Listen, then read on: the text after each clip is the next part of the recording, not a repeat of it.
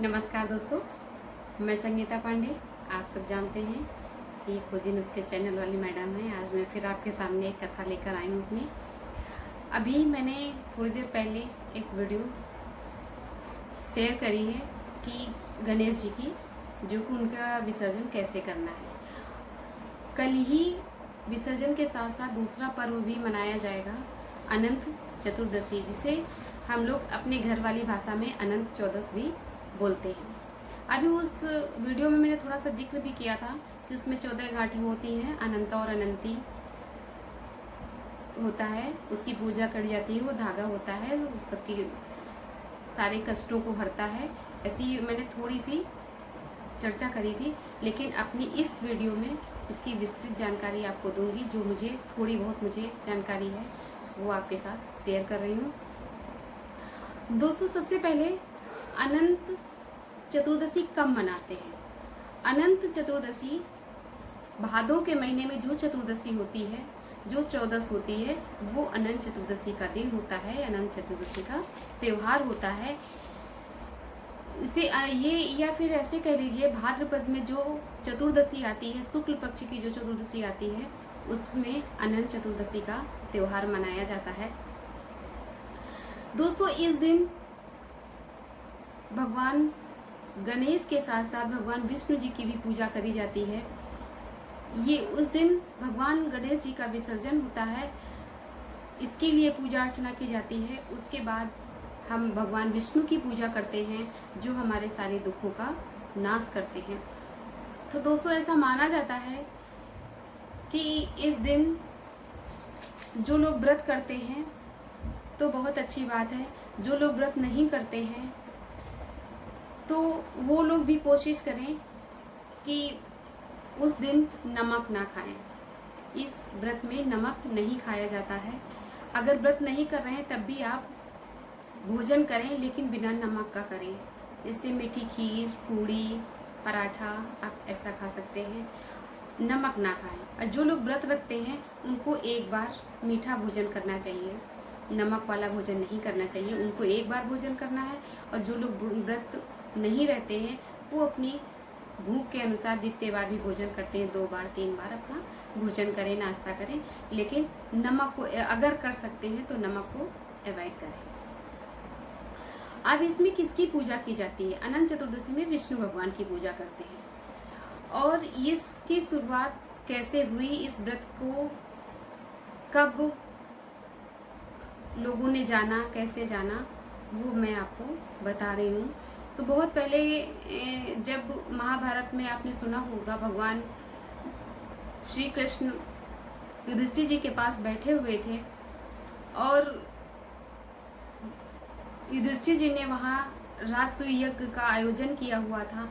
तो जो उनकी जो बिल्डिंग बनी थी, जो उनका महल बना हुआ था, वो ऐसा महल था, कुछ जादुई महल था, ऐसा जादुई कहेंगे या फिर इतना अच्छा महल श्री कृष्ण जी की कृपा से तैयार किया गया था कि जहाँ पर सामान्य स्थल होता था, सामान्य जगह होती थी, वहाँ पर जल लगता था, और जहाँ पे जल होता था वहाँ पर सामान्य जगह लगती थी कि सूखी जगह है, हम वहाँ पर चल फिर सकते हैं। तो उसमें एक बार ऐसा हुआ, बहुत लोग धोखा भी खा चुके थे, लेकिन सब लोग जिनको जानकारी थी तो वो आराम से चलते थे। जब राजसूय यज्ञ में दुर्योधन भी अपने हस्तिनापुर से वहाँ पहुँचे, इंद्रप्रस्थ पहुँचते हैं, तो वो जो स्थान था उनको प्लेन समझ में आया। वो लगा कि मतलब ऐसे ही नॉर्मल जगह है, हमें चल लेंगे हम। वो ऐसे चल रहे तो उसमें क्या, उसमें पानी होता है, जल होता है, उसमें फिसल कर गिर जाते हैं। तो उसी ऊपर अपने महल में ये द्रौपदी वहाँ से देख रही होती हैं और उनको हंसी आ जाती है, और उन्होंने व्यंग में बोल दिया कि अंधे के पुत्र अंधे ही होते हैं। महाभारत की शुरुआत यहीं से हो गई थी। उसी समय दुर्योधन बहुत ज़्यादा नाराज हुआ, अपने को अपमानित समझकर उनसे बदला लेने की वहीं से ठान ली कि मुझे लब करता तो था ही उनके साथ, हमेशा बदतमीजी करता था, राजहर, लेकिन उस दिन से उसने दृढ़ संकल्प ले लिया कि अब मुझे कुछ न कुछ ऐसा करना है कि जिन्हें हराना है। तभी उसने अपने मामा शकुनी के साथ मिलकर युद्ध क्रीड़ा का आयोजन किया, उसमें पांडवों को हरा दिया और पांडवों को 12 वर्ष का वनवास झेलना पड़ा। तब वो श्री कृष्ण जी से युधिष्ठिर जी बोलते हैं कि हे भगवान, मेरे इन दुखों का कष्ट, मेरे जो दुख पड़ रहे हैं, मेरे ये कष्ट कैसे हरेंगे, कुछ हमें ऐसा कुछ उपाय बताइए जिससे हमारे ये सारे कष्ट समाप्त हो जाएं। तब भगवान श्री कृष्ण उनसे कहते हैं कि चलिए हम आपको एक कथा सुनाते हैं, कथा के माध्यम से आपको बताते हैं कि ये व्रत कैसे करना है। तब उन्होंने कहा था उनसे कि आप अनंत देव की पूजा करिए, जिससे आपके घर में सुख समृद्धि वैभव का यश कीर्ति बढ़ेगी और आपके दुखों का नाश होगा। तब युधिष्ठिर जी ने ये सबसे पहले व्रत युधिष्ठिर जी ने किया हुआ था।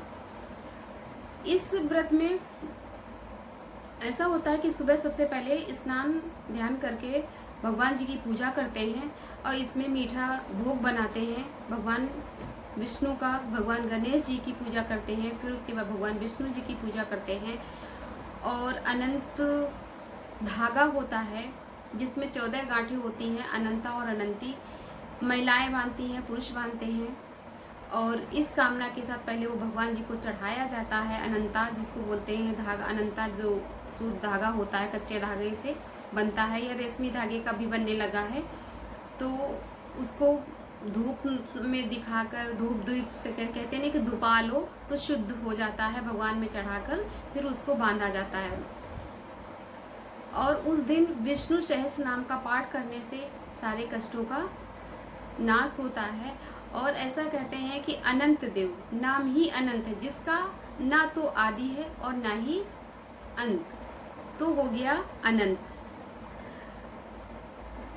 भगवान विष्णु का ही अवतार वामन देव भी हुए, जिन्होंने 2 पग में ही तीनों लोगों की धरती को नाप लिया था। जब भगवान श्री विष्णु चातुर्मास के लिए निद्रा में थे, उसी समय की ये कथा है। उसी समय ये पूजन किया जाता है कि भगवान चातुर्मास के लिए, जिनका कोई आदि है और ना ही अंत, ऐसे हैं हमारे देव, अनंत देव, जिनकी कथा हम आपके सामने आप लोगों को सुनाने जा रहे हैं। तो कथा इस प्रकार है कि एक नगर था, एक नगर में एक ब्राह्मण था और एक ब्राह्मणी थी। ब्राह्मण का नाम सुमन था और ब्राह्मणी का नाम दीक्षा था, जिनकी एक पुत्री हुआ करती थी। पुत्री का नाम सुशीला था। वो बहुत ही धार्मिक प्रवृत्ति की थी और बहुत ही अच्छे विचारों की थी, पूजा पाठ करने वाली थी। कुछ समय ऐसा हुआ कि उनकी माँ दीक्षा का देहांत हो गया, उनकी मृत्यु हो गई। तो पिताजी, इधर बेटी घर संभालने लगी, पिताजी के साथ रहने लगी। फिर बेटी विवाह योग्य हो गई, तो बेटी का ब्याह एक ऋषि